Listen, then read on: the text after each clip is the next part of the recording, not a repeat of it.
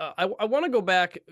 When's the first time you met Ron? Was it in NXT? Was it when he was a kid with his dad and his uncle? When did you first meet him? No, for me it was here in NXT. It was right after he got here. With his class, obviously. But no, obviously, you hear about him, being a Steiner, and then of course, but again, he came in with an unbelievable, class of athletes, and of course, also being a legacy on top of it. I don't know, he's got big shoes to fill. But I got an opportunity to look at some of his background, obviously, and a number of our other athletes and their background. So he was in a class that had some pretty, some studs, and so I wanted to make sure I was kind of up to speed on everybody. But honestly, I met him as a group. He had no, I don't know, like no special circumstances with Braun, which is one of the things. Obviously, as you move down the road, you begin to appreciate that about him, I guess, because again, he is a legacy, and I think he probably could have come in a bit more of a individualized aspect, but he didn't. He very much came in again with the entire group that of guys that he kind of qualified with to make it here, and they were all a pretty tight group. How quickly did he pick it up? Was it something where right away you could tell this guy's got something? Obviously, he had done a little bit of wrestling before he had gotten there. But how quickly did he kind of start to be something you guys think could be something? Well, so he off the bat again. So and again, this is not blowing smoke. He coming out of the tryouts, you could see that he was a phenomenal athlete. He had the best numbers of of anybody. And then when you watch him in the ring, just watching his explosiveness is something that you just can't help but to notice. You can see it right away. And then the minute you start having dialogue with him, you go, "Oh yeah, he's a Steiner." So it's a great combination of there's this individual specimen of an athlete, but then you match that with kind of just a personality that was natural, and that's where you look at the combination. And again, you say he has it. That's it. It's the impossible it factor that nobody can sort of describe, but you knew Braun had that from the very beginning. You saw his athleticism that just really stuck out, and then he has sort of a very dynamic, but upbeat and humble personality. It's like he's a huge bear. You know what I mean? But it's one of those things where the bear can maul you, but he's choosing not to. You know what I mean? And you appreciate him for that. He's an incredibly good kid. I have to tell you that much. They did a fantastic job with him because he's a good boy. Do you see much of his dad and his uncle in him as someone who wrestled them, in the past? Yeah, he does. He's got a great dynamic of the two of them.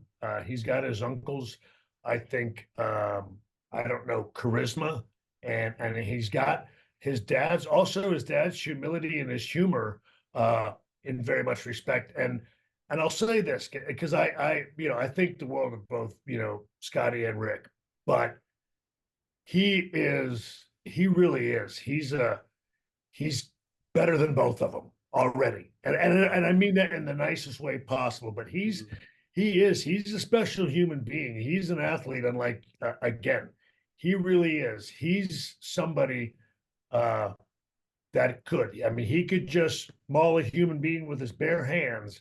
But the fact that he doesn't do it, and he's such a good kid and a nice kid that he chooses to allow the rest of us to live in his world and exist is an amazing thing.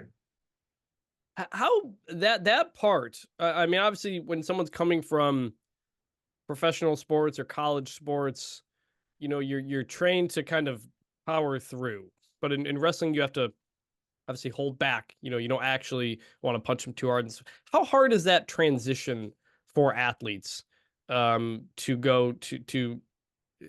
go from something that's a little bit different while still using their athleticism? Sure. Look, it's very challenging. It's incredibly challenging, and I think to sort of answer the question you talked about earlier about you know what made him different. How could you see that he was going to make it? It was the ability. Again, it takes a while, but to be able to control that much power that's the key of this job, and that's something that again it took him a while to master it, but he understood the concept, and he understood that the kind of his biggest challenge was going to be able to still accentuate that speed and explosiveness while that's why I always go like while not destroying the other human being, and just having that person turn to dust when he makes contact. And Mhm. that's one of the things that again we knew as soon as we saw him that if we could get him to harness that and control that, he's going to be something very special. And again, that's something I think that he did. He had a really good concept of, and he got it pretty darn quickly. Now, it's easy for me to say. I've never had to take that spear. But again, he cuts people in half with this thing, and with that thing, it's incredibly impressive. But I've never heard anybody come back, with broken ribs or complaining too much. So he's managed to, like I said, manage that finesse in an unbelievable way because he still looks explosive while doing it. Yeah, I was gonna ask about the spear. I mean, it's in my opinion, it's up there with Goldberg as one of the best spears we've seen. But you're saying that at least for the most part, he does that in an incredibly safe way that looks really good on TV. Yeah, well, look, and I'll say, look, the athletes are a hell of a lot tougher now than certainly than I am. Um, but again, yeah, but he does. Again, I think it is so much as guys working together. But Braun has again, he's got that that whatever fast twitch, small twitch muscle stuff, in spades. And again, he's able. You see him running the ropes. He's got a speed within a very short amount of time and range, that's unlike anybody else. But he still manages to keep his timing Hmm. with the other person in the ring. And so I'm saying it's a dynamic that's not a lot of people can master, and what because you have that kind of athletic ability. Not everyone has that. Okay, so how do you best monetize your superior athleticism and adjust it to the people that may not have it as much as he does? And that's what I'm saying. That's one of the things we focused on here. And again, he understood that concept and managed to do that, which again is not costing him any look of his athleticism. It accentuates his athleticism while not enhancing or hurting to a detriment the other guy's athleticism. As a student of the game, professor yourself, I mean, how would you rank his spear among some of the great spears we've Look, seen? I'm biased. I think it's the best. Yeah, Again, I think it's the best because again, there's just an explosiveness and a speed there that nobody else yeah. has, and a crispness. There's a snap to him, and again, he's got great, fantastic people out there taking it. But at the same time, for to be able to do that with that kind of impact and do it safely is impressive. And I think, look, that's going to be his greatest strength is that he has figured out a way to manage and at least harness that incredible power that the God above gave him. Because again, he really is. He's got numbers that still hold up today. He's still kind of the bar here at the Performance Center. For all the athletes that come in after him, he really is. He's an unbelievable specimen. And like I said, he still managed to be very successful in a work that is more about finesse than it is power and strength. What kind of numbers? You mentioned his numbers. Well, again, a vertical jump, 40-yard dash, even in quick bursts of 10 yards. Hmm. Uh, and I guess like explosiveness, again on that vertical jump, there's so many kind of analytics now. The science, even of our line of work, has become so much more sophisticated than it certainly was in my day. Even beyond uh,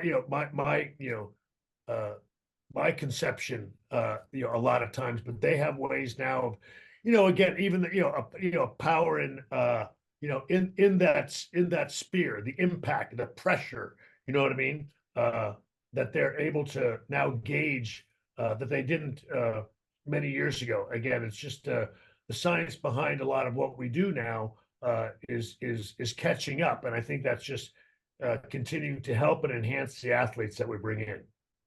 Going back to when he got started, do you recall a moment where you realize he's really something special, or maybe it was that first tryout? I don't know. Yeah, well, like the tryout, it really was. I think more than anything, the personality, the character. Again, because he never once. Again, he was special, still is special. Again, he was a legacy, but he was such a team player. Again, he was the guy that came in and grinded with everybody else. I mean, he had a tight group of guys, their entire class with the Creeds and D'Angelo. All of those guys were tight and close. They still are to this day. Um, Again, they used to get in there and roll around with each other. They all had amateur backgrounds. Mm-hmm. They were all superior athletes. The humble person that he was and still is, I think, is what I think will always set him apart. He is somebody that could carry themselves in a much more I don't know, I guess egotistical way, and he doesn't do that, and he never has. And he's got a great sense of humor. And I think the thing that impressed me most about him uh, was his ability to be coached and to want to be coached. Mm-hmm. He trusted me. He trusted our process here in the performance center. Um, and that is something, again, that when you have special athletes, they sometimes think they understand or know the system uh, because they've been so great at everything else. He never once came across that way. He's a humble young man that comes in, gives you his best effort, works as hard as he can, and asks for direction and how he's best supposed to get forward that which we want to get forward. I mean, and that's a great guy to have. It's kind of captaining your team. He wins the NXT title pretty quickly. And that was still kind of a period where once guys won the title and then eventually lost it, they would move up to the main roster. He stuck around and did a heel run and changed a lot of his character. How important was that for him to kind of develop before he came up to the main roster? Incredibly important. And look, that was something that we did by design. And it was something again that he was a bit, he was nervous about, he was concerned about. Again, this job also, once you go from having a helmet on and to being, you can still be special, but you're sort of still unknown out there on the field with your helmet on. Even if you're the captain of the team, or if you're, again, you're the star quarterback, you still are not quite out there like this job puts you out there. And you have to sort of go out there, I don't know, uninhibited. And sometimes that's very tough for these athletes to do. He went as far as he could go, I think, again, as you say, we put the title on him. He was a good guy, but I knew that he would have a better opportunity if I turned him into a bad guy. And the whole time I was telling him, but this guy you are as a bad guy, this will likely end up being the guy who you're going to be all the time. I said, but because I'm placing you in the bad guy position, you're now going to feel more comfortable doing things you weren't comfortable doing as a good guy, if that makes sense. I said, but that's where we need to get you. You're going to have to, again, he's playing the part of a good guy. He's a wonderful young man in real life, but you've got to kind of be bigger than life. And a lot of times the best way to do that with a guy is to allow him to being a bad guy. And a lot of times they will find out who they're supposed to be from an all-around character standpoint, if that makes sense. Mm-hmm. He's still only 26. He has an Intercontinental Championship match at SummerSlam. I mean, what does his future look like? What is the ceiling of what this guy can do now? Look, I don't know that there is a ceiling again, but I think he has the opportunity. He has all the tools um, to have a run like like you mentioned, Goldberg or Steve Austin or Roman Reigns. He's athletically, he's as gifted as they come. I think he's has the charisma and the personality to also, again, have a great deal of success. Now it's just time, opportunity, and being out there with people that are better with him or better than him, wiser than him. Now it's just about reps and going out there and performing and getting more comfortable. And again, continuing to find out, you know, who Bron Breakker is, and introducing that person and that character to the WWE universe and building on that. Again, he went as far as he could here. I felt like we set him up for a great deal of success. So much of what he has is incredibly natural, but there's also a great many gifts there. One of the things that the WWE and certainly Triple H and everybody up there on the main roster, what they do is they take those gifts and those personalities and they enhance them tenfold. And when you do something like that with a young man that has the ability and the talent that Bron Breakker does, the cliche is the sky's the limit, but it really is. And this is, I mean, this was, I imagine, part of the idea of the shift in development where you find guys who are either just out of college or a little bit after that, wrestlers, football players, they come in and you can mold that, right? I think you've seen a lot of that with the up and coming NXT people. How important has that philosophy been for developmental? It's been huge. And again, the word everybody throws around these days is game changer. But it really has been. I think when everything is said and done, what I've noticed most about these athletes is that what is kind of inbred in them is to trust the system. Everything in their life has been built around trusting a coach or trusting in a system and the coach. You know, and that's something that I think in the past was maybe a tough bridge to cross with a lot of people, especially those who have been doing this and have been in this line of work for a long time. I think you sort of come in with a little bit of cynicism, or certainly when you come into the WWE, you hear so many stories, and I don't know, they're all on guard a little bit. But these athletes don't come in like that. They're kind of pure and moldable. And they're so open to what it is we do because it's entirely different. It's new and it's exciting. And they're able to use those gifts that they had in other lines of work, and apply them to this. And then the ones I think that make it are the ones that kind of fall in love with what it is we do, and they start to really enjoy what it is we do. Mhm. And I've just found that the combination when you run into athletes again that have that mentality, they have that trust, and then over time they develop that passion of wanting to not just be good at this job, but they want to be good and successful all around. And so I don't know, it's just a very good combination. Great attitudes and great gifts make for a pretty good recipe when it comes to building WWE superstars. And lastly, just anything else about Braun that I should know or people should know or people don't know about him. Well, look, I guess I'd say that it's sometimes it sounds too good to be true, but again, I think he's a wonderful young man from a character standpoint. And I always like it when, I don't know, you're able to combine that with a really gifted and superior athlete who's got a great attitude, who's got, who trusts and believes in a system, is excited and joyful about doing it. And then as he accrues success, he just, I don't know, he grins wider. You know what I mean? He gets happier. And there doesn't, I don't know. And even in those moments of, I don't know, struggle or I'm not sure, it never shows itself in anger, but it shows itself in seeking advice or seeking help. I don't know. I don't know, when everything said and done, it comes down to the character. He's a phenomenal young man. He's an incredibly gifted athlete, and he is one guy.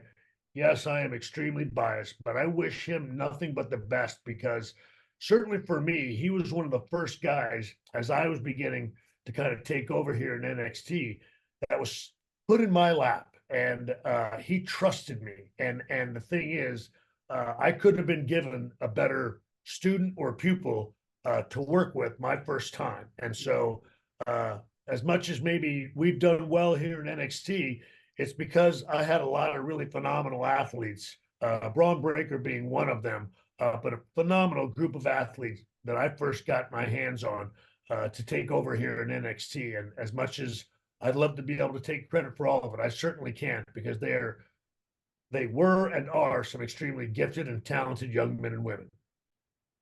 Shawn Michaels, thank you very much for the time. You bet. Thank you very much for having me. I appreciate it. Absolutely. Take care.